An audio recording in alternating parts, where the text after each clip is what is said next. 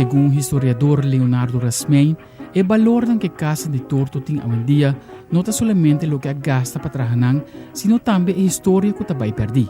A casa torta é casa ideal para nós grandes.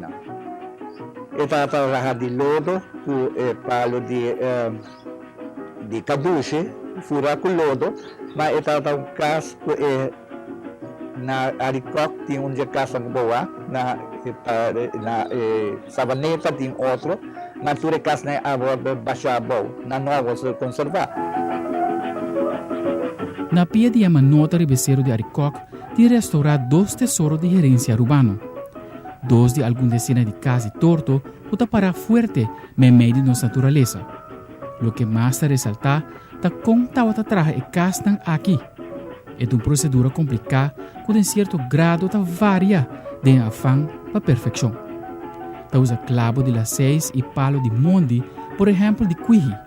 Está cruza e hack, mare palo. Também tem palo que se chama boneiro, que usa para parte de DAC.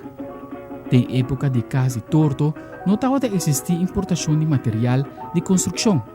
E natureza não estava dando roupa de sua parte tampouco. Caduche, lodo, clay, taque de mata, hierba, calque, tronco de monde que quase nunca está estreito, mais largo que 3 metros e mais dique que 5 cm, está o recurso para casa rubiano do século XVIII e XIX. Onde está o material e com que tempo está coletar, esse é um fator importante do processo. Onde a superstição que tem, está com hora vai cap e palo para trás estandar de muralha, não mais cap não ora luna ta yen. E o motivo que nos grandes não tabisa, que ta sibo cap e palo ora luna ta yen, e ora palo não ta haya como hen.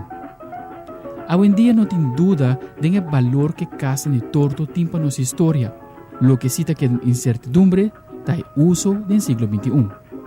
Maioria casa de torto que tem atualmente está de propriedade privada, com maioria vez é dona mesa direita e se usa para weekend house.